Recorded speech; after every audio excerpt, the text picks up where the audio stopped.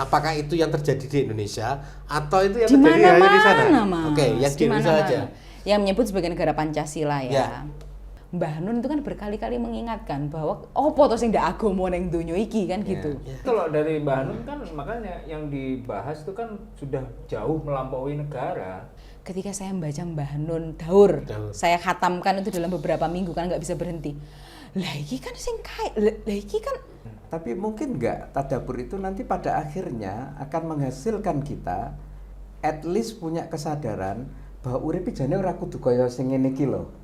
Nah, saya kadang khawatir jangan-jangan agama Islam hari ini adalah Islam yang dibelokkan tadi itu. Belok mundur. Mbah Nun itu melihat dunia kita itu kan penuh talbis. Itu istilah yang beliau gunakan.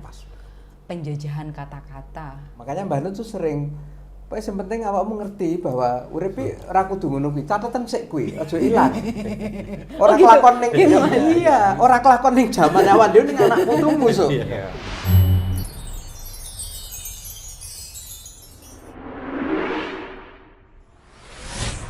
Banyak hal sing menurutku kita salah memahami pemikiran-pemikiran pendahulu kita.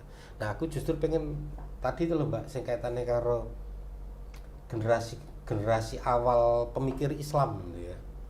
Tadi kan nonton Revivalis. Mas Helmi tadi kan orang beriman itu ketika dibacakan Al-Qur'an kemudian bergetar hatinya gitu. Nah, saya bayangkan ilmuwan-ilmuwan Islam dulu itu ya orang-orang yang seperti itu. Mungkin Ya, ya, kan? mungkin ya. Nah, terus hal apa yang menjadikan gini? Para penerus ilmu, aku anggap pewaris ilmu lah, orang barat itu, mereka kan juga pembelajar atas pemikiran-pemikiran Islam ini. Ini kok harus akhirnya beda. Menggo. Kok ada belokannya ini? Melihat hujan hanya hujan, hilang Allahnya. Melihat petir hanya fenomena listrik alam, tapi hilang maliknya tidak ada di situ. Mikael juga nggak terlibat. Nah, itu ada apa gitu? Ada sebuah perjalanan cerita yang panjang. Nah, Kayaknya Mas memang. Dan saya membayangkan memang tidak terus satu jawaban ya untuk bisa menjawab itu ya. Tapi mungkin jawaban yang bisa saya share, nanti mungkin Mas Jamal sama Mas Helmi juga bisa nambahin itu. Saya membayangkan reformasi itu menjadi pengalaman yang sangat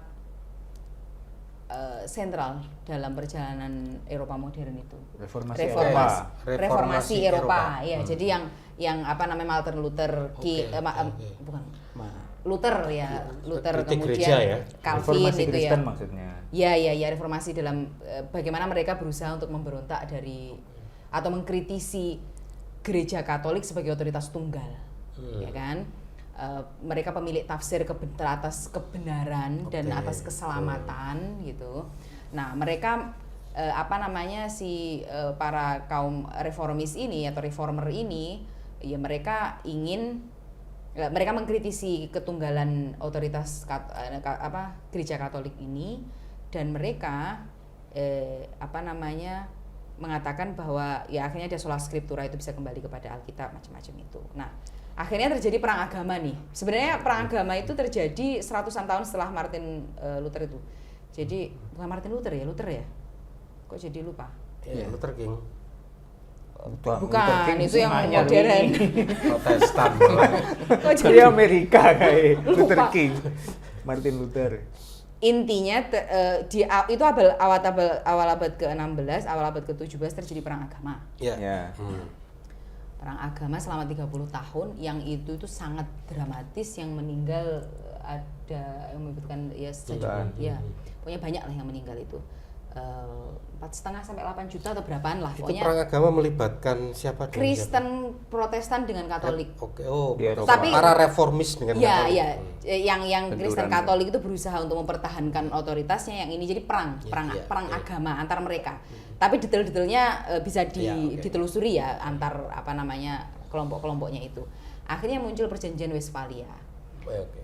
Yang itu melahirkan negara bangsa. Westphalia itu melahirkan konsep tentang Negara bangsa 1648 kalau saya tidak salah. Ya. Nah itu di situ itu mereka sampai ke keyakinan nih bahwa agama itu memang sebelumnya agama menjadi kerangka besar kehidupan. Ya ekonomi, ya pendidikan, ya sains, ya apapun lah itu agama dalam kerangka gereja Katolik tadi itu.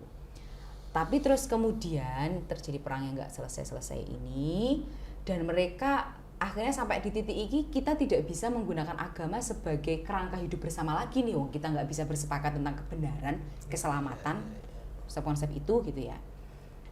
Ya sudah kalau begitu kita membuat semacam institusi yang bisa mengelola kita hidup bareng. Tapi karena agama sudah tidak dipercaya sebagai kerangka besar, tidak bisa pakai itu. Terjadi krisis epistemologi atau muncul pertanyaan jo opo. Terus apa kemudian yang bisa menyatukan kita untuk hidup bersama ini? Sumbernya opo, dasare opo kira-kira. Di situ muncul akal otonom atau akal. Jadi kita akal otonom. Bersepakatnya ya dengan keputusan-keputusan rasional bersama yang berbasis ya akal dan akal di sini karena namanya otonom ya, dia perlu dipisahkan dari agama, dari tradisi, dari otoritas itu. Karena ada pengalaman tadi itu. Nah, akal otonom itu kemudian dalam perjalanannya ya salah satunya kaitannya juga dengan krisis epistemologi itu, Descartes itu yang Cartesian dualism itu memisahkan antara mind dengan body. Bagaimana kita bisa mengetahui kebenaran? Ya, kemudian atau bagaimana kita bisa mendapatkan jawaban yang pasti gitu.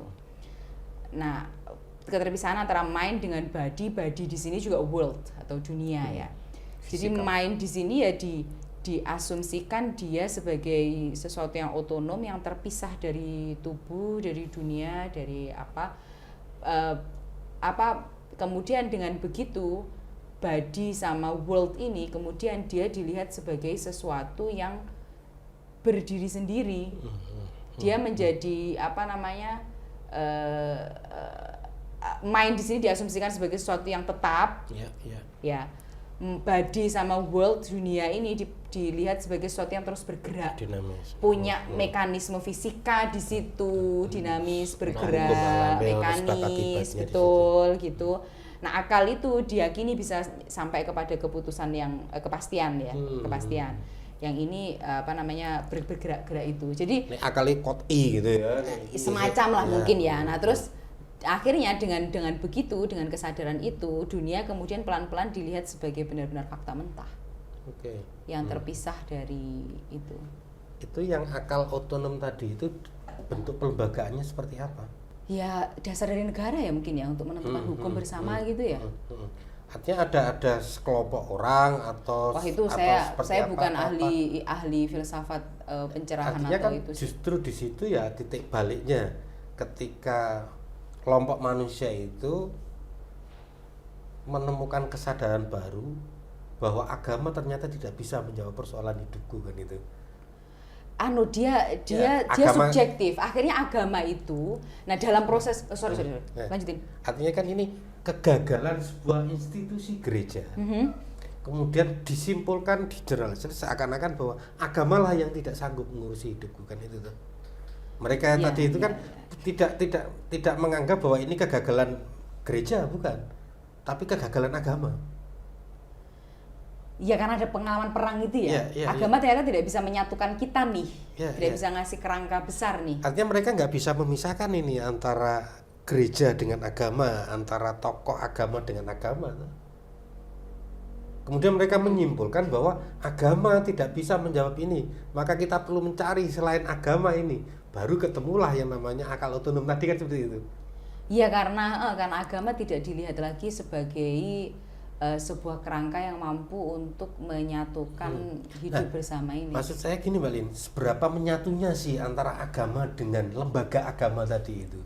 Di waktu itu? Iya di waktu itu. Ini kan mereka itu mereformasi gereja toh, tapi akhirnya kan menolak agama, bukan reformasi gereja. Ini pembacaan yang mungkin perlu direfleksikan ulang ya. Yang memegang kebenaran dan keselamatan keselamatan itu ditentukan oleh kebenaran doktrin kalau dalam Oke. tradisi gereja. Sependek yang saya tahu, mungkin Mas Hilmi bisa membenarkan ya. Makanya sampai yang alasannya Luther dia membangkang atau melakukan kritik serius terhadap gereja itu kan karena indulgensia itu, menjual tiket ke surga itu ya. Yang ya sedekat itu, yang kayak menjadi yang itu, pengalaman itu tidak berbeda dalam tradisi Islam. Nah, itu yang saya khawatir juga. Ini kan gini tuh. Penolakan orang terhadap karena otoritas agama terlalu lengket dengan agama itu sendiri, sehingga ketika orang kecewa terhadap pemegang otoritas itu, maka mereka kecewanya terhadap agama. Nah, ini kan bisa terjadi di Islam gitu. Oh, banyak. Yang justru Kita ketemu orang banyak yang mengalami seperti itu. kekhawatiran kita kan semacam itu. Ketika agama diinstitusikan menjadi gereja tadi itu, kebenaran Allah, kebenaran tunggal Tuhan itu kemudian diwakili suara gereja.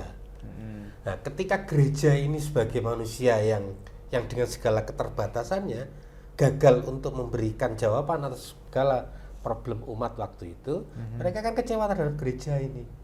Ketika kecewa terhadap gereja sama dengan kecewa terhadap Tuhan kan.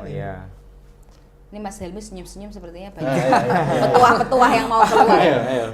Mengikuti ini loh. Oh, kayaknya bahaya gitu.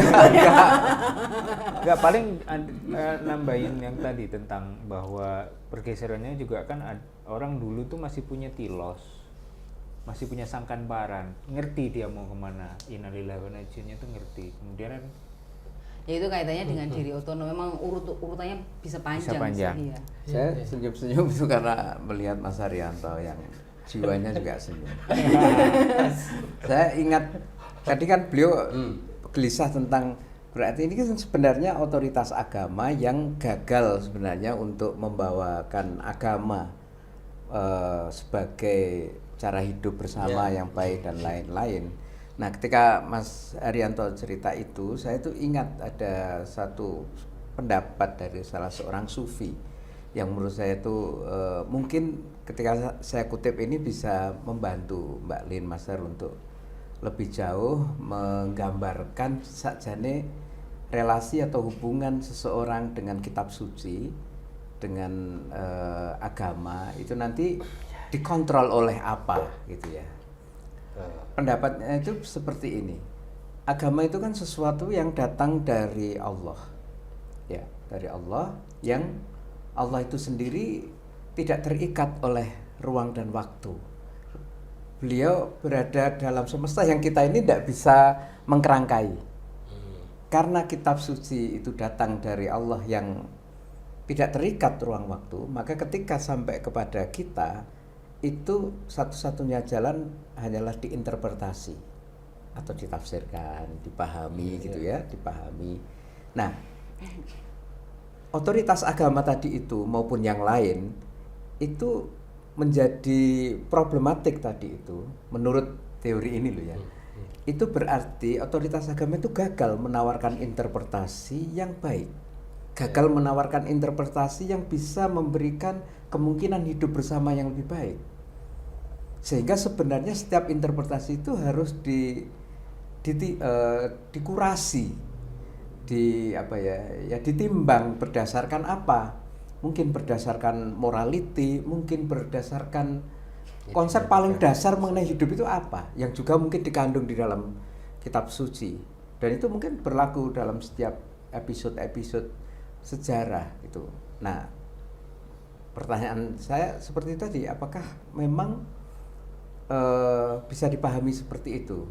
Ada kebutuhan ketika suatu interpretasi ini sudah tidak oke, itu harus lahir interpretasi atau interpreter yang baru yang memungkinkan tawaran hidup ini menjadi lebih panjang, lebih para reformis tadi itu mungkin lebih, itu ya memberi tawaran. Iya, sebenarnya tajdid itu juga bagian dari tradisi yang panjang ya.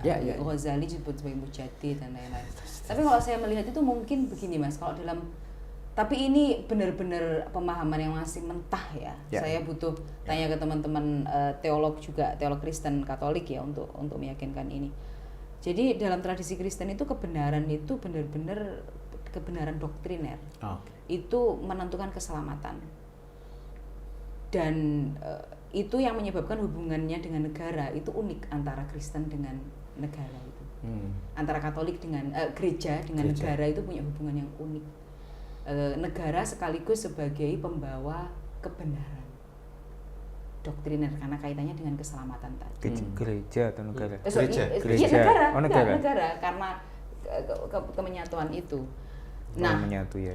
Makanya teokrasi dan ketika terjadi perang agama itu efeknya begitu. Mereka sudah kayaknya agama tidak mungkin karena urusannya perang kebenaran yang urusan dengan keselamatan itu. Nah, sependek yang aku tahu dalam tradisi Islam kebenaran itu nyebar. Bahkan kebenaran itu berlapis. Ada kebenaran di level syariat, tarekat, hakikat, makrifat. Ada kebenaran di level Islam, iman, ihsan. Belum lagi saya suka menggunakan kata itu marotibul wujud ya, hierarki atau Martabat. Ya level realitas ya atau bahwa ada alam mulk, malakut dan lain-lain, alam misal jadi macam-macam. Jadi dan ada otoritas karena ada fikih, ada Islam, gimana sih, ada otoritas fikih, otoritas sufi, otoritas ini. Jadi tersebar. Kebenaran itu berlapis dan bukan menjadi kebenaran doktriner itu tidak, perdebatannya itu tidak sampai melahirkan problem yang serius sebagaimana dalam pengalaman kekristenan gitu. Itu yang menjadikan lebih selamat ya malah ya. Karena banyak ada pengalaman yang berbeda. Makanya ketika kemudian sistem negara bangsa yang lahir dari trauma itu kemudian dibawa oleh kolonialisme ke kita, itu sampai sekarang kita belum selesai loh menghadapi menghadapi barang baru ini. Sampai sekarang belum selesai kita. Karena memang titik berangkatnya sangat berbeda. Kita tidak punya problem itu, dan relasi antara agama dengan negara, bukan negara bangsa atau politi atau governance gitu ya, dalam tradisi Islam itu agak berbeda gitu. Mungkin bisa dilanjutkan yang tadi Mbak Lin, yang tadi kan sampai ke akal otonom, kemudian baru ada konsep tentang yang menurunkan konsep negara bangsa tadi itu. Ya, negara bangsa melahirkan akal otonom, kemudian itu melahirkan individu yang otonom. Karena asumsinya warga negara itu kan ya yang bisa menentukan, yang punya kehendak bebas, yang bisa membaca hukum secara rasional kan begitu ya, tidak terikat dengan agama dan tradisi. Agama dan tradisi kemudian dalam proses pembentukan negara bangsa tadi itu, agama itu mengalami pembentukan ulang. Balik lagi ya Mas ya, ini sorry ya, karena kayaknya kalau nggak dari sini agak repot. Jadi sekularisme itu hakikatnya kalau menurut Al-Asad yaitu bukan pemisahan antara agama dan negara, tetapi sebuah proyek pembentukan ulang agama atau sebagai sebuah proyek pengaturan agama. Agama kemudian ditaruh ke dalam ruang privat, dan negara itu menjadi ruang publik. Ruang privat kalau katanya Mbah Nun kan Tuhan ada di bilik kamar kecil gitu ya. Dan itu kan yang terjadi hari ini kan, mau negara Islam, mau negara Pancasila, mau negara sekuler, mau negara apapun, hakikatnya negara ini mengelola, mengatur agama. Bisa juga mendefinisikan ulang agama. Gitu. Nah, itu yang tentang sekularisme yang melahirkan invisol ya, pemisahan itu. Nah, terus kemudian yang tadi akal otonom itu melahirkan individu yang otonom, bahwa konsep diri manusia modern itu adalah diri yang merdeka, yang merdeka dan yang terbebas dari otoritas. Asumsinya manusia itu pengen merdeka dari otoritas gitulah ya. Yang mana sebelumnya dan sebenarnya sekarang juga masih hidup, meskipun hidupnya itu raketang retak-retak gitu bentuknya. Dulu manusia dipahami sebagai manusia yang terikat dengan agama lah, terikat dengan misalnya lingkup sosialmu, bahwa kamu sebagai istri itu apa maknanya, kamu sebagai suami apa, kamu sebagai anaknya bapak yang adalah ulama itu apa gitu. Kamu sebagai bagian dari kosmos ini apa. Jadi diri yang terikat bukan diri yang otonom, sama sekali berbeda. Terikat dari keluarga, lingkungan, Iya, bisa kemudian begitu. alam, Apa yang sampai terikat dengan Tuhan. Gitu. Iya. Aku malah tertarik yang sorry ini misal yang itu ya. Aku tertarik yang tadi itu yang Otonom, akal, Bukan negara, sekularisme tadi itu. sekuler. Ah, gini ya. Jadi definisi tadi menarik buat aku. Sekularisme bukan hanya semata memisahkan antara agama Bukan dengan negara. bukan. Bukan. Sekularisme bukan memisahkan agama dengan negara atau agama dengan sosial, dengan kemasyarakatan lah. Kalau agama mungkin terlalu politis, tapi sosial ini. Terus negara itu yang menciptakan agama. Mengontrol, mengatur, mendefinisikan ulang. Bahasa lainnya kan negara menciptakan agama. Bisa jadi menarik Mas hari ini. Negara menciptakan agama lah.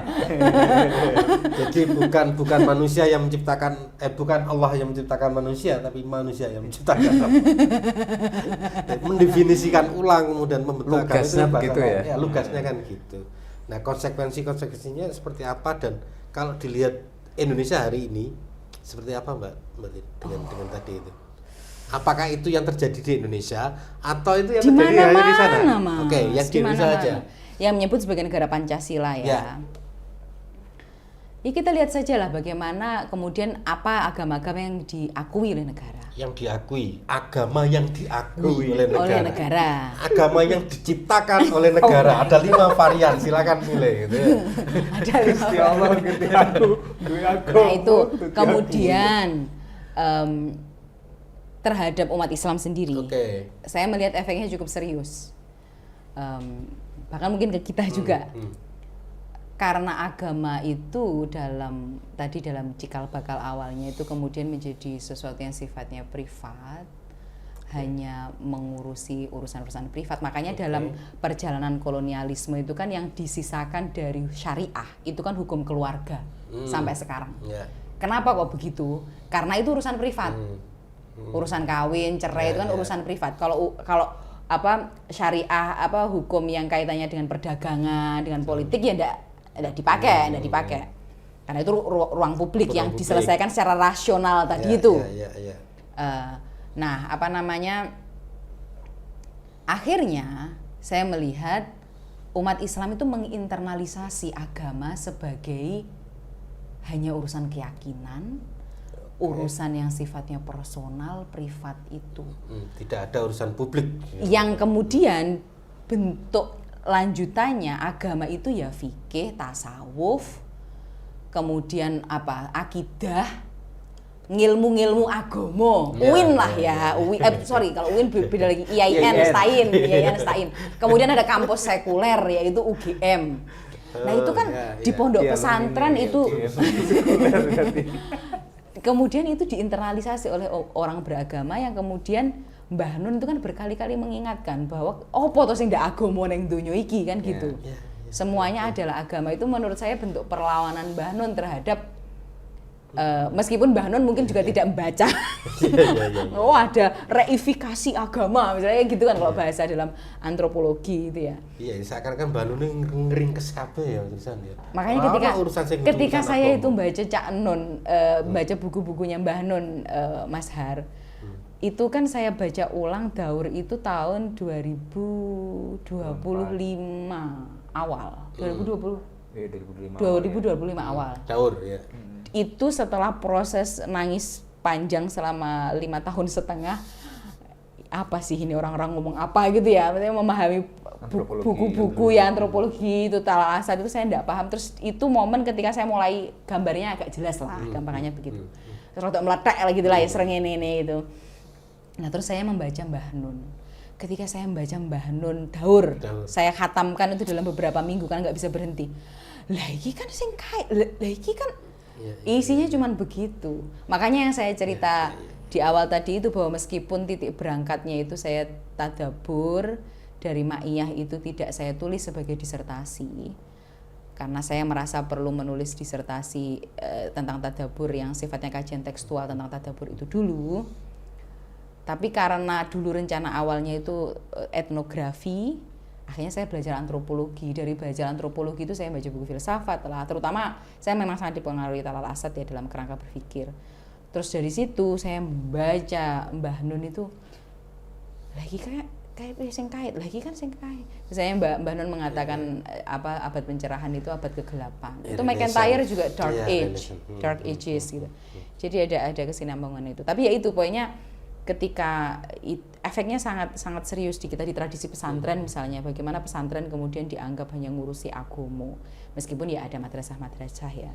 Dan saya juga mendengar cerita bagaimana tahun 50-an atau berapa itu ada sebuah upaya untuk membiarkan atau membentuk pesantren itu hanya ngurusi agomo di kalangan kelompok sekuler di Indonesia. Tapi ini belum riset yang serius, hanya dugaan-dugaan dari ngobrol dengan beberapa teman ya.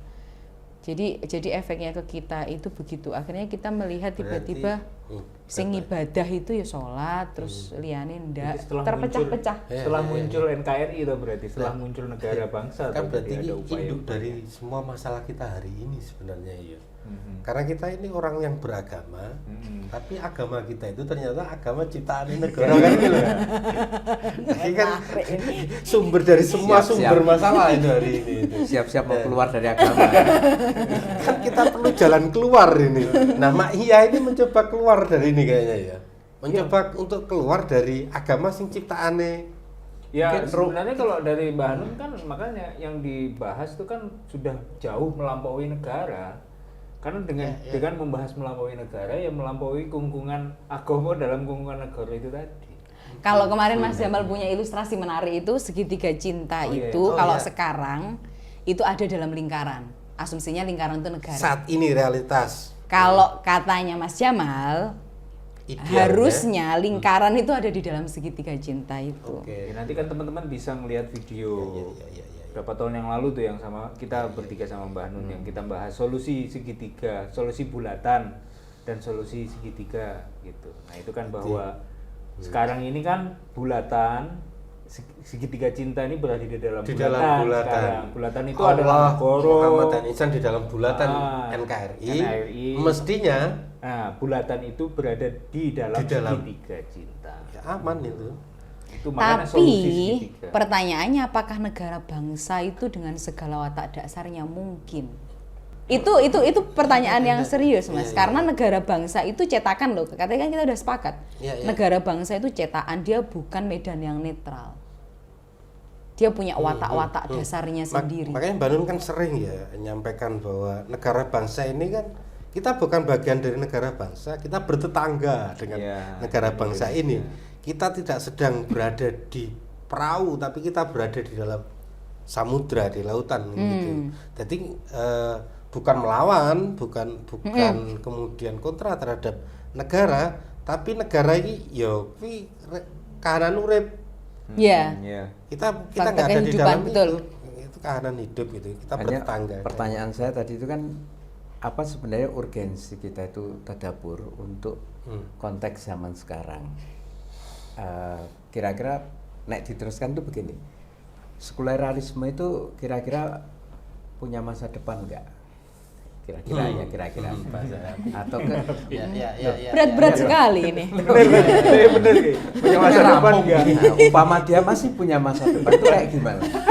Kan kalau enggak, kira-kira prosesnya untuk decline itu bagaimana?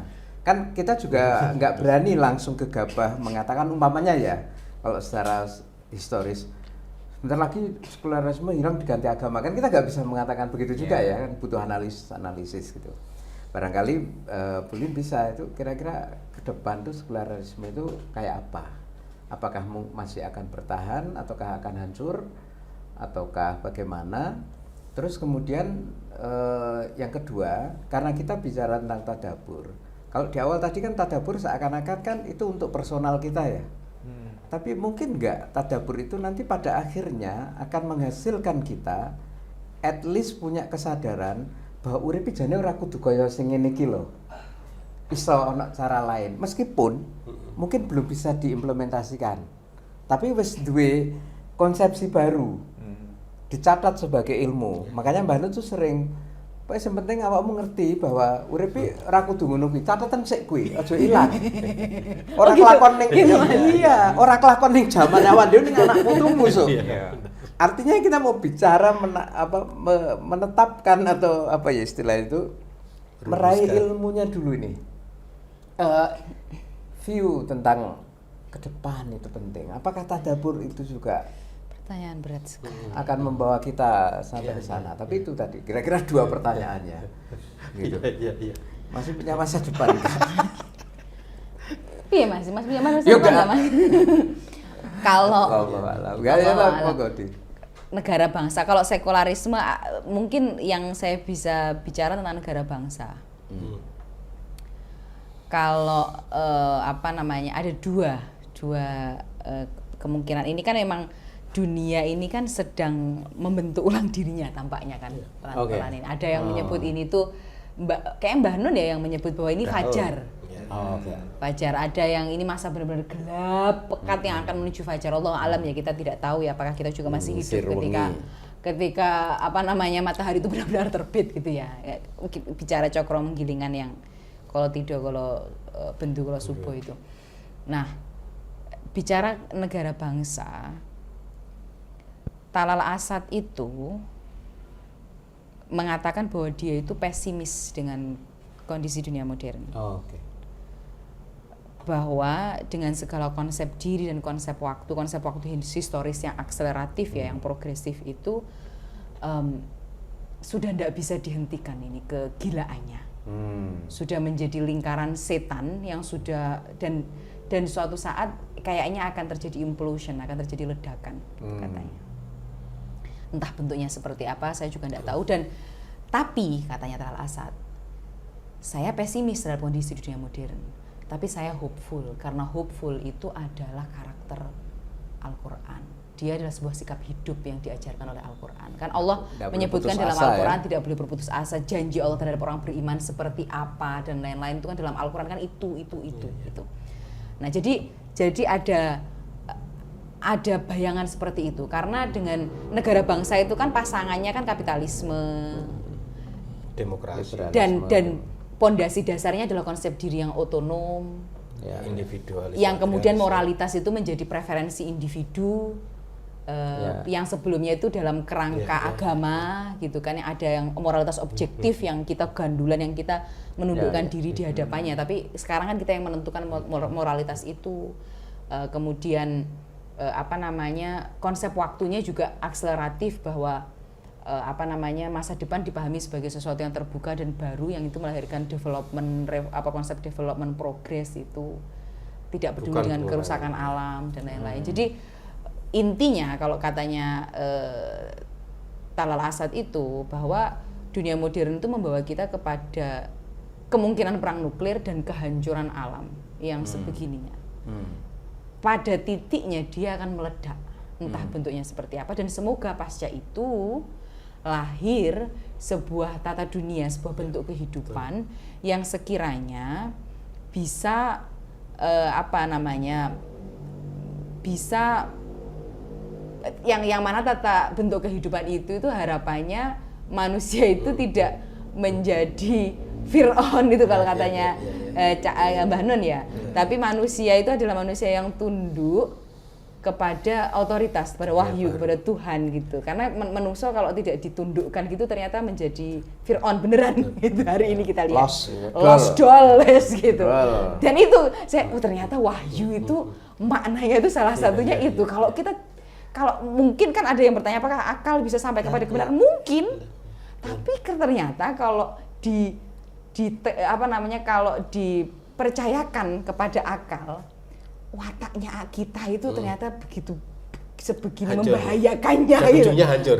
Dan ujungnya hancur. Makanya kita itu butuh wahyu. Yang kita tuh munduk-munduk kayak bener-bener ditundukkan gitu loh. Untuk menghadapi kehancuran itu. Ntar yang kedua belum.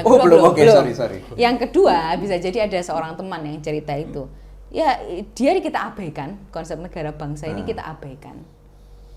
Kita membangun kehidupan kecil, kayak apa ya, kehidupan kecil perahu Nuh misalnya, atau gua kahfi gitu, kehidupan kecil kita abaikan. Ini kita mengelola hidup kita sendiri, nanti lama-lama dia akan menjadi sebuah sistem tanpa nyawa gitu, hanya apa ya, mekanik gitu saja. Seperti yang dilakukan Maya gitu berarti. Kalau yang gimana tadi, mungkin kayak sepertinya pertanyaannya seperti ini. Untuk saat kayaknya ini terkait dengan yang saat Mas ini Jamal. ya, dengan kemungkinan negara bangsa yang seperti itu kelak menurut Al-Assad itu, kita ingin tahu juga bagaimana pemikiran-pemikiran Islam di dunia. Sekilas saja Mbak, apa yang sedang dipikirkan tentang hal itu? Kalau ada tuh filsuf namanya Tuha Abdurrahman dari Maroko, itu dia masih mengatakan bahwa modernitas bisa direform atau bisa direform.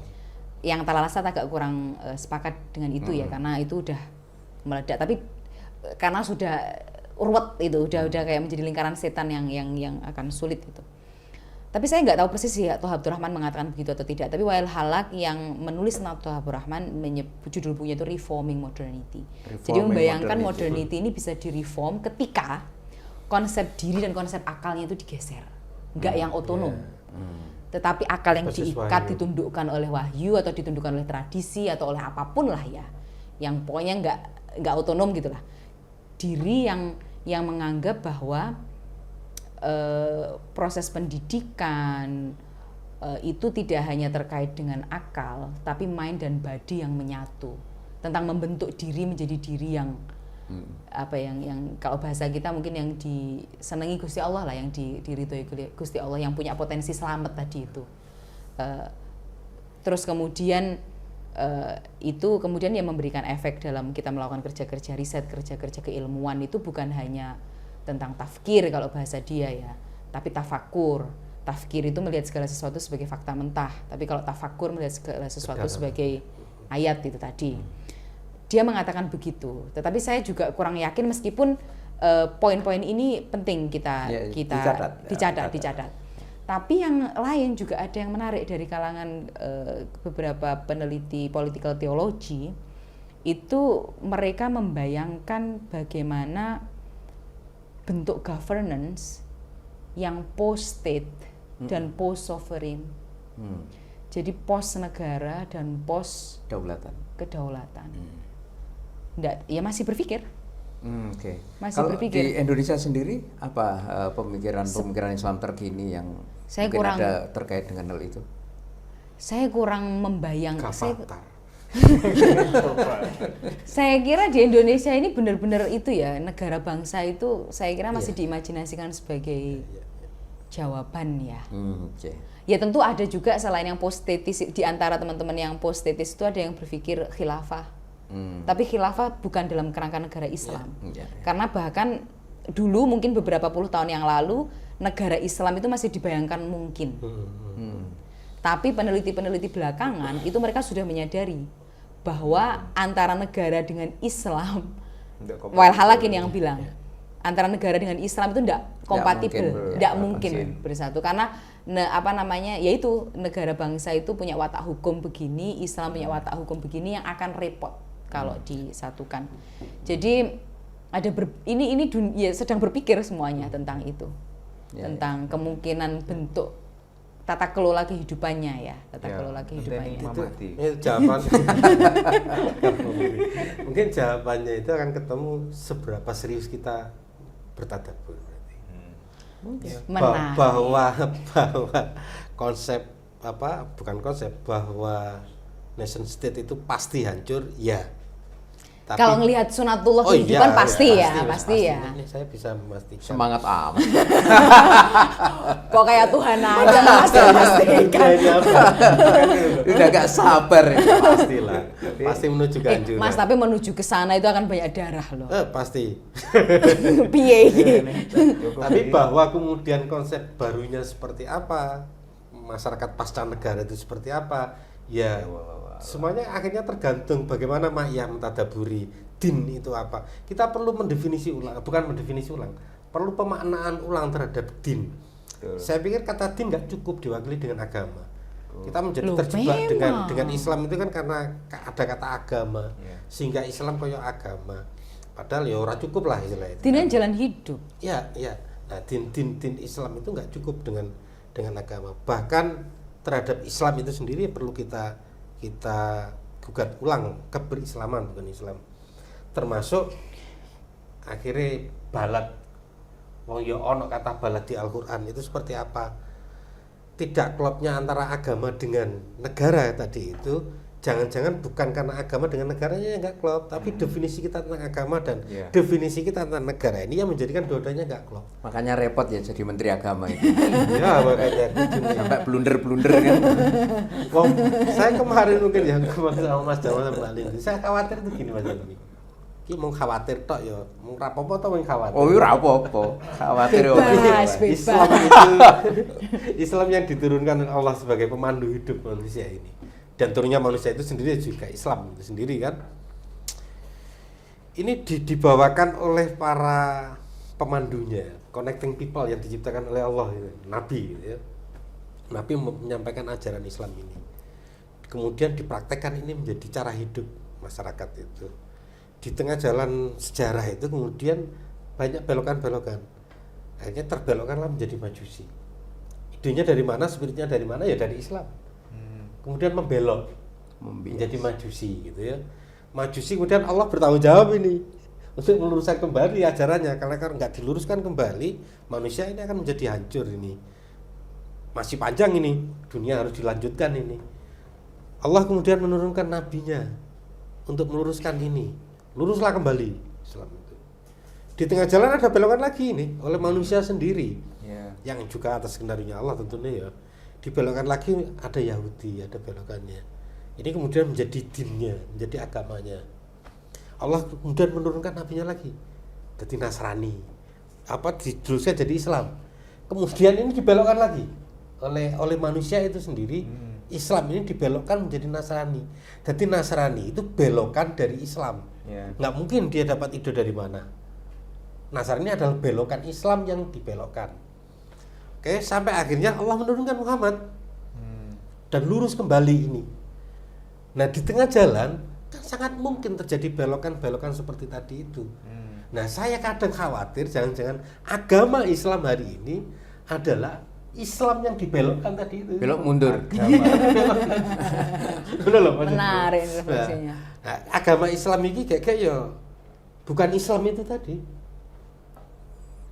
Iya. Ini dulu Bisa karakternya kok kayak Nasrani mau. Oke, seperti itu. Menjadi agama ya, ketika di agama menjadi religion itu kan sebuah definisi yang sangat Protestan ya, kalau tata lasat. Karena kaitannya dengan belief, private begitu ya. Jadi ketika Mas Har mengatakan Islamnya kita, bagaimana kita menghidupi Islam jangan-jangan menjadi Protestan, itu bisa jadi karena kita ternyata dalam kehidupan sehari-hari memahami agama ya memang dalam kotak kecil. Nah, bukan sebagai sebuah kerangka kehidupan jalan hidup. Karena Islam sendiri yang ngakoni adanya institusi itu seperti itu hadis apa ayat ya Mas Ilmi yang kulu mauludin al-fitrah itu apa? Itu ayat kok hadis. Sesungguhnya setiap bayi lahir itu dalam kondisi fitrah. Orang tuanya lah yang menjadikan dia Majusi, Yahudi atau Nasrani. Nah, ini Nabi dikritik. Enggak, ini dikritik sama Syekh Nur Somad Kambah hadis ini. Menurut beliau, ada kemungkinan hadis itu hanya berhenti pada kullu mauludin yuladu alal fitrah. Titik. Nah, belakangannya itu tadi itu imbuhan ketika sebagian umat itu sudah mulai menginstitusionalisasi agama, menjadikan agama sebagai identity. Menurut Syekh Nur Somad, saya pernah justru aku pengen nyambungin sama itu Mas Ilmi. Ya, silakan. Artinya toh kita ambil hikmahnya ya, seandainya itu memang tambahan ya. Seandainya hadis itu yang belakang tadi itu memang tambahan, kita ambil hikmahnya. Toh di situ nggak disebutkan Islam loh. Yang diinstitusikan itu Yahudi, Nasrani, Majusi. Nah, kemudian perilaku keberagamaan kita hari ini menginstitusikan Islam itu seakan-akan sejajar dengan ini. Padahal di hadis itu pun jelas bahwa orang tuanya lah yang kemudian, artinya ada yang fitrah ini, yang dia tidak terlembagakan ini, fitrah ini sifatnya. Sementara ada yang keyakinan yang terlembagakan menjadi Majusi, Yahudi, dan Nasrani ini. Nah, oleh negara hari ini suatu yang fitrah tadi itu disejajarkan. Ya piye? Masuk agamaku kok disejajarke? Ini bukan iki mlebu ning sarah ora to? Nek aku ngomong ngene iki, kok Islamku kok disejajarke sih karo gawenane menungso? Harus ditanyakan ke Kementerian Agama. Tapi Islam sama tadi Islam yang fitrah atau Islam yang Rasaku. kok pede ayo. Ya Allah. Wes juga bingung wis aku nyerah. Tapi Nanti tekan Kesan sahur. pribadiku iki akhirnya. Nggak, mungkin endingnya tetap kembali ke ikhwal tadabur tadi Iya. itu. Iya. Mungkin Mbak Lin bisa kasih menarik. apa ya, statement penting lah ya untuk kita. Saya tadi tiba-tiba ingat bagaimana Cak Nun itu sering mengatakan bahwa kita perlu berdaulat. Oke. Berdaulat itu bagi saya beda dengan menjadi diri otonom. Dan sebagai kelompok sufi, dosen saya dulu tuh bertanya-tanya, pembimbing saya itu, kok akal kok sangat kuat ini, bagaimana ini, apa maknanya? Biasanya kan hati begini-begini. Kan di awal ada suatu masa di mana Mbah Nun itu melakukan menegaskan pentingnya kamu mengelola akalmu, maksimalkan lekmu mikir gitu kan. Hati itu justru akan karena mungkin waktu itu era Ajim dan SQ mungkin ya. Saya kurang paham apakah Cak Nun merespon itu atau bagaimana. Merespon itu. Jadi justru dengan fokusnya pertanyaan seperti ini. Kalau manajemen kolbu, itu yang memanage siapa? oh gitu menarik. Akal. Iya. Bukan hati kan, mau hatinya yang dikelola kok. Nah, berarti ada subjek selain hati. Menarik. Ilmu. Nah, Atau kenapa Mbah Nun itu menekankan itu? Meskipun tentu Mbah Nun tidak menafikan yang lain-lain nih, karena kan ada ijtihad mujahadah itu menjadi satu kesatuan yang bulat gitu kan ya. Karena saya membayangkan Mbah Nun itu melihat dunia kita itu kan penuh talbis. Itu istilah yang beliau gunakan. Penjajahan kata-kata. Itu istilah yang beliau gunakan. Artinya kita itu hidup dalam kabut yang sangat tebal dengan hijab-hijab yang begitu berlapis itu dalam yang menjadi jarak kita, mungkin kalau boleh saya sebut jarak kita dengan kebenaran gitu. Nah, artinya Mbah Nun itu mendorong kita untuk mendayagunakan seluruh potensi kedirian ya akal ya hati ya seluruhnya gitu ya untuk mampu menyibak. Nah, menurut saya kalau kita mau berpikir kaitannya dengan tadabbur juga ya, berpikir mengimajinasikan sebuah bentuk kehidupan alternatif. Kalau katanya istilah yang sering digunakan itu imagining atau membayangkan an alternative form of life, bentuk kehidupan yang alternatif dari dunia kita hari ini. Yeah. Itu kan yang pertama kita lakukan adalah menyibak talbis ini dulu Mas ya. Menyadari dulu toh. Dan itu menurut saya dulu yang berdaulat itu salah satunya langkahnya itu awareness dulu, sadar dulu. Kum fa'angzir dulu itu, bangunlah.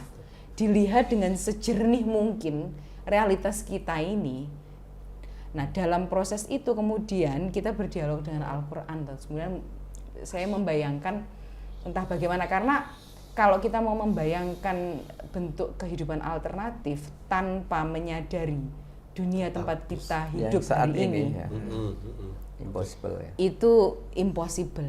Jadi itu menjadi menjadi poin penting berdaulat itu dalam makna itu. Nah, kemudian berdaulat yang lain itu ya berani setelah mungkin biasanya bersamaan dengan kita mencoba memahami realitas, menyingkap hijab-hijab, talbis ini, mengenali yang asli mana dan seterusnya.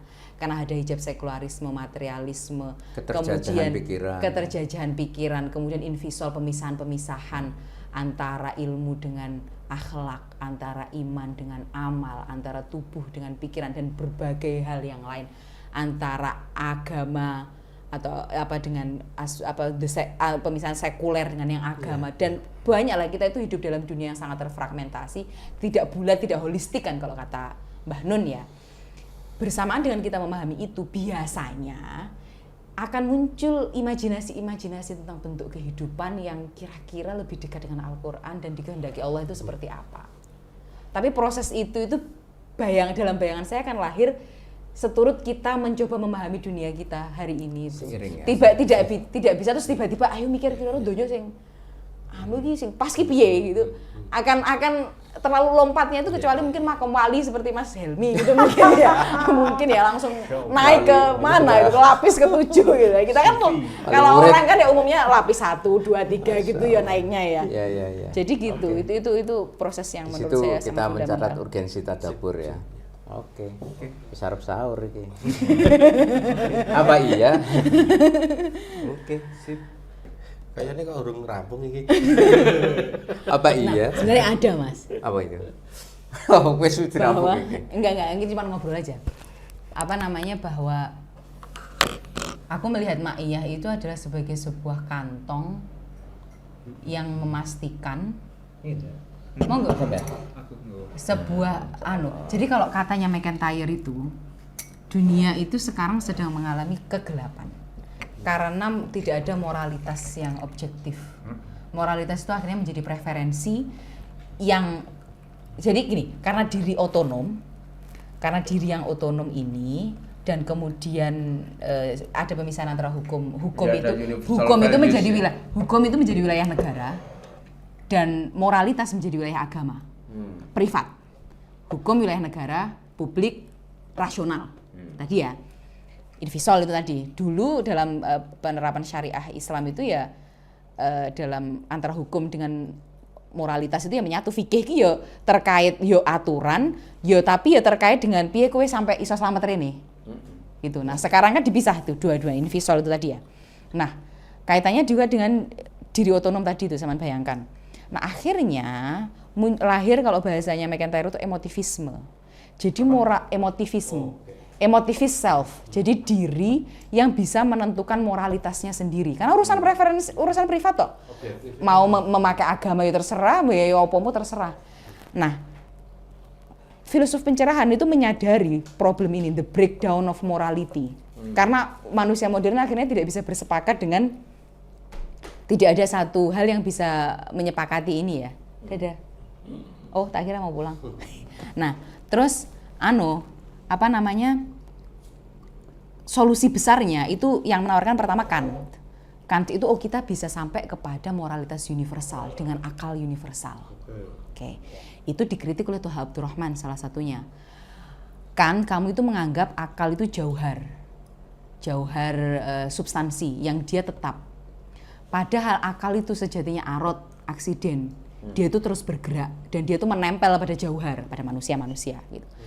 Artinya kamu mencari moralitas universal kepada sesuatu yang proses, sesuatu yang dinamis. Piye sampai kok ngendi? Nah, tentu bagi Tuha Abdurrahman wahyu ya. Nah, kemudian yang kedua itu utilitarian.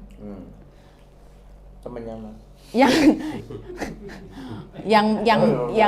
Yang moralitas itu ditentukan oleh seberapa berguna, seberapa bermanfaat.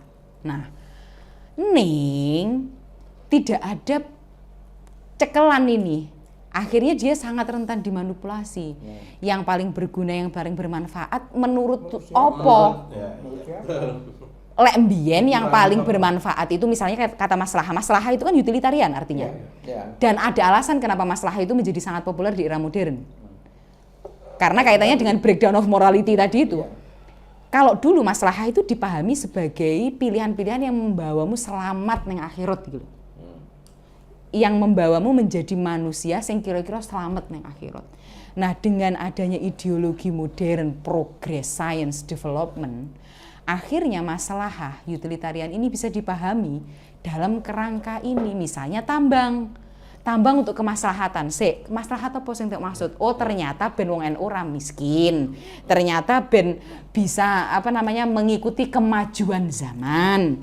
Pembangunan kan ngono, tidak ada pertanyaan tentang iki gawe dhewe selamat dunia apa akhirat ora. Gawe awake dhewe dadi wong sing ikira rene ndak. Nietzsche itu orang yang sampai ke kalau filsafat eksistensialis sampai nihilis ya. Nietzsche itu orang yang benar-benar bisa mendiagnosis kondisi dunia modern ini. Nah, Akhirnya kalau McIntyre itu solusinya begini. Kalau kita masih punya kelompok-kelompok manusia yang yang merawat tradisi dalam makna merawat kesatuan kehidupan, di mana aku ki menungso ki urip di tujuan loh, tujuannya kuwi akhirat, gampangane begitu. Orang itu berkelompok dan kemudian dia itu membangun sebuah tata kehidupan yang secara ekonomi, secara politik mungkin ya, secara pendidikan, secara keseluruhan itu mengarahkan ke sini. Itu we are not left with no hope. Masih ada harapan. Nah, saya melihat Ma'iyah ini salah satunya kalau dalam kerangka McIntyrean ya, itu sebagai kantong-kantong kecil itu yang mencoba untuk nguri-nguri tradisi, tapi tradisi bukan dalam makna tradisi itu saya masih curiga apakah tradisi bisa dipahami sebagai din. Jadi tradisi itu sebagai kesatuan apa? Bukan penguri-nguri. Betul, penguri-nguri. Gitu. Kadang-kadang nih aku atau kita mengutip ayat itu wah dalil. Ini tuh bukan soal dalil. Ini tuh soal menghadirkan firman Allah di ruang-ruang kita. Maksudnya biar nggak hanya ngutip filosof, nggak cuma ngutip pemikir sosial, lagi Al-Quran. Komentar menjadi kok iso menungso ngomong saiki misalnya diwacane Quranku berkomentar kok dalil itu kan berarti apa ya wong biyen koyo ngono kan enggak kan. Saya ngalami Mbak, ngalami langsung itu. Jadi digituin. Digituin atau gimana? Ya, dia nggak sadar karena itu cerminan. Jadi waktu itu Tawasulan awal banget di suatu tempat, bukan di sini. Lalu merangkai, saya ngutip hadis, ngutip ayat, terus pembicara berikutnya lagi, senang aku ndek-ndekan wis gak dalil gak nganggo apa. Kok ngono toh? Dia itu juga kiai, dia juga gus ibaratnya. Ketika ayat Allah diucapkan, kok keri, kok dianggap dake-dake. Itu fenomena menarik. Wah, aku mantel itu. Loh, ini kalamnya Allah loh. Kok gak punya hak untuk disuarakan kan gitu. Atau itu tanpa kita sadar. Dia nggak sadar, tapi aku tanpa kita sadar itu adalah refleksi karena kita terbiasa menaruh yang sifatnya terlalu tebal agama itu di ruang yang privat. Itu dia. Itu ruang publik yang intinya wae lah, tidak perlu terlalu kau tunjukkan keislamanmu itu risih jadinya itu kayak apa? Alergi, risih. Mungkin yang pengajian dudu ning alun-alun ngono maksudku. Oh, itu pengajian. Pengajian tawasulan kok. Oh. Tapi pas bukan di sini. Atau mungkin juga karena itu ya. Karena antipati dengan model-model kelompok salafi yang cara berinteraksi kelompok salafi saya kira tidak paham itu. Mungkin dia nggak paham salafi atau nggak salafi menurutku. Oh, nggak paham. Bukan memori itu memori dalam bawah sadar itu sadarnya. bisa jadi kayak dalil gitu. Sementara temanku yang lain yang di sebelah kiri sedang pingin tadabbur. Orang-orang perlu dibangunkan. Bener, Mbak. Aku sing ngerasa iku baru beberapa minggu ini akhirnya menemukan artikulasinya. Aku ngerasa ngomong kok do ndak Islam ya maniane. Sungkan gitu loh menyebut Allah dalam apa yang kira-kira Allah apa ya pesan Allah dalam perang Gaza ini mana ngomong kayak gitu tuh kayak terlalu Islam toh misalnya. Padahal itu kan di pertanyaan yang harusnya itu pertanyaan paling dasar kan. Tak gawe tahapan itu dulu orang ada saka kata Islam. So, tiba-tiba gelombangnya orang banyak yang pakai inflasi Islam, tadi. inflasi Islam lah. Sidik-sidik Islam, sidik-sidik Islam. Sidik-sidik Allahu Akbar, sidik subhanallah, masya Allah gitu. Sampai akhirnya ono gerakan untuk ngelawan iki. Mbok aja terlalu Islam-Islaman lah. Biasa-biasa bablasannya iki. Saya iki bablasan iki bener-bener hilang. Sampai uang wedi ngomong ke Islam ora pede. Atau ini juga teori. Kan saya ini terlalu naif kalau membawakan ayat-ayat gitu loh. Iya. Lanjutkan Mas. Apa tadi mau ngomong apa? Enggak, ada hal lain juga, tapi tadi yang disampaikan Mas juga menarik itu, melengkapi bahwa kan yang dilakukan sekularisme terhadap agama, kamu boleh loh masuk ke ruang publik. Tapi kamu harus pakai bahasa yang netral dan universal. Oke. Apa bahasa yang netral dan universal itu? HAM, Ya. kesetaraan, Ya. demokrasi, Betul. keadilan, apalagi lah ya, toleransi, mungkin dan yang bisa diterima oleh semua orang itu. Nah, aku merasa itu kalau bahasanya Asad secular translation, bagaimana kita menerjemahkan bahasa kita dalam narasi-narasi sekuler itu apa. Nah, pemikiran Islamnya itu banyak terserap ke dalam bahasa-bahasa ini. Demi menjadi warga dunia. Warga negara yang baik. Jadi ada dua sisi nih, Mas. Benar, gitu, benar. Di sisi lain terus nyawang wong-wong semua Islam kayak ya kebangetan juga orang-orang yang terus risih akhirnya. Jadi mungkin ada dua gelombang itu yang bertemu. Iya nepaki ya. Nek. Dan mereka menjadi Islam yang menurut kita Islam itu juga respon terhadap sekularisme. Jadi mereka juga tidak tiba-tiba begitu, itu adalah sebuah respon. Jadi ada beberapa penjelasan yang bisa dipakai langsung loh dalam satu situasi. Dalam kultum saya beberapa hari yang lalu itu, saya kan menyoroti penggunaan kata tewas yang dipakai untuk Ayatullah Ali Khamenei. Saya kan mangkal itu. Kok Ali Khamenei dionek tewas toh? Dia seorang syahid, seorang yang tegak berdiri melawan kezaliman dan berjuang. Dan tidak ada satupun analis Muslim terutama yang mengutip ayat ini, karena ayat ini jelas kalau kita mau tahu posisinya. Wala tahsabannal ladzina qutilu fi sabilillahi amwatan bal ahya'un inda rabbihim yurzaqun. Jangan sekali-sekali engkau mengira orang-orang yang gugur di jalan Allah itu mati. Ojo meneh kok tewas. Mati wae ora menurut Gusti Allah. Tetapi mereka di sisi Allah itu mendapatkan apa? Dia tidak mati di sisi Allah dan mendapatkan rezeki dan seterusnya. Nah, padahal ayat ini kan bisa dipakai gitu untuk perspektif melihat. Iya. Tapi nggak ada. Tapi itu saya mengutip. Mbak Nun sudah lama memakai ayat ini untuk berbagai hal itu. Nah, yang sebenarnya ingin saya katakan, janjane anten nyun sewu wong Islam aduh banget karo Quran. Secara literal sekalipun gitu. Beberapa orang tuh konsultasi, ngobrol sama saya tentang fenomena apa. Terus, ya saya sindir loh. Di dalam Al-Quran tuh jelas kok manusia perilaku nih. Nek pas lagi susah merajuk-rajuk kepada Allah. Engko nek wis anu lali. Wis dipotret. Kali lama taskurun dan lain-lain. Wis ngono iku. Lah saiki gari konsep uripmu piye? Nek konsep uripmu mbok bangun dengan Al-Quran iki gambarane. Bla bla bla bla bla. Kuwi nek ning gone gerakan politik Islam pun ya ngalami hal yang sama ya. Jadi ketika respon umat gitu ya, terhadap gerakan-gerakan itu. Misal politik identitas Islam yang kemarin-kemarin itu diwakilkan ke gerakan-gerakan FPI misalnya kayak gitu ya. FPI kan citra elek di masyarakat.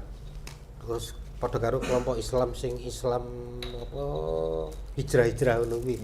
Kan over kaya apa ngene bahasa iki klegen. Islam klegen. Kelompok Islam klegen ning gone politik kaya FPI, kaya HTI itu dianggap Islam klegen. Dan kita pun sepakat itu bahwa itu ya ora terlalu ngono kae lah. Nah, begitu ana perlawanan terhadap Islam identitas kayak gini iki menghilangkan substansi dari Islamnya itu sendiri gitu loh, Mas. Jadi misal Islam hijrah gitu ya. Terus menunjukkan bahwa berhijab itu wajib bagi muslim. Terus ana narasi kanggo nglawan iki ora penting hijabe kuwi, sing penting akhlake. Jadi anu kutub utara, kutub selatan akhirnya. Iya, betul. Yo akhirnya yo ora jilbaban, yo ora akhlake gitu. Seperti gitu. Padha karo iki yo ora Islam sing radikale, yo ora Islame juga gitu. Jadi apa istilah aspirasi politik Islam akhirnya ora ono. Ora wani wong nyuarake bahwa Islam iki ya ana lho ajaran tentang gawe negara. Wis diwedeni karo NII, wis diwedeni karo DITI kan ngono. Wis wedi. Aku kelingan banget Bandung waktu debat karo jadi apa? Bandung ngomongin tentang konsep Islam nasional di buku Nasionalisme Muhammad. Oh Gus Dur nyampaikan Gus Dur, gini. ya paham Pak. Ileng. Tidak ada di dalam Islam itu konsep tentang negara Islam. Rasulullah tidak pernah mengajarkan negara Islam. Itu Gus Dur. Baru nabi lah nyangga kok. Jangankan negara Islam, mau negara aja nggak ada kok. Kenapa negara nggak dipermasalahkan, tapi negara Islam dipermasalahkan? Nah, Kan gitu. tos Mas, karena sama Mas itu di Handa bisa. nasional aku Di nasionalisme Muhammad itu. Itu yang aku bilang. Jadi aku kemarin kan aku agak beberapa waktu ini cukup sering ngobrol sama Mas Jadul Maula Ya, sebagai murid ya, langsung Mas Gus Jadul. Dur. Karena aku Ya. kita kan pernah ya. Saya dulu cukup lama sama Mas Jadul. Oh iya, yang ya, gitu di ya. RNM. Bahwa apakah melihat negara itu sebagai ruang medan yang netral? Karena yang dipermasalahkan selalu agama ketika masuk negara. Negara itu seakan-akan sebagai sebuah medan yang netral. Padahal kalau menurut Talal Asad, Ya. negara itu kayak kontainer gitu loh. Kayak kontainer yang akan nyetak kamu, bentukmu, bentuk agama itu. Jadi dia itu sebagai wadah kontainer yang akan membentuk ulang agama. Negara itu rekayasa orang untuk membentuk agama. Iya, dibentuk ulang lah agama itu Iya, biar sesuai dengan kontainernya dia. Makanya negara itu tidak pernah sebagai medan yang netral menurutku. Nah, ketika aku curiga kemarin tanya Mas Jadul tapi dia lupa. Jadi ketika membahas perda syariah itu masalah, terus kemudian melihat formalisme Islam itu sebagai masalah, yang tak lihat itu yang dimasalahin wong Islami yang menjadikan Al-Qur'an begitu. Iya. Padahal menurutku kudu mundur titik. Memang watake negara iki ngene mangkane mending awake dhewe iki orang memformalisasikan Islam gitu. Bukan negara sebagai medan yang netral terus tapi agama iki masalah piye ya aku susah menjelaskan juga. Orang yang berpandangan moderat, yang paling banyak hari ini kan kelompok-kelompok Islam moderat itu ya, menganggap bahwa negara Pancasila ini sudah memungkinkan bagi diberlakukannya Islam. Kan gitu ya. Ya mungkin. Peraturan perda segala macam bisa mengambil dari nilai-nilai Islam. Substansinya. Cukup substansi Islam masuk ke dalam konstitusi gitu. Tapi ada problem yang serius. Apa ya tenanan? Wong Islam itu bukan hanya masalah itu, ono masalah kepemimpinan, ono masalah kemasyarakatan, ono masalah sosial, bukan hanya persoalan nikah, bukan hanya persoalan waris kan. Ada banyak hal yang nggak memungkinkan negara ini mengambil konsep Islam gitu. Jadi negara kira cukup digomadai Islam. Bagi orang moderat seakan-akan wis cukup iki negara Pancasila mewakili Islam bisa kok kita nggak dilarang apapun. Oh dilarang, nyatanya konsep kepemimpinan Islam juga nggak dipakai. Iya. Kan konsep ekonomi Islam nggak dipakai. Misal zakat, konsep ekonomi Islam zakat. Zakat kan hanya subsistem dari ekonomi, bukan zakat sebagai sistem utama dari ekonomi. Nah, artinya kan raiso Islam diterapkan. Ora cukup sebagai kontainer itu misalnya yang jopo Islam sebagai agama itu adae ora cukup. Ya betul. Yang ada memang agama itu kudu cukup ning kontainer iki. Iya. Padahal kan enggak kan seharusnya kontainer iki ning jerone agama. Kudune kan ngono.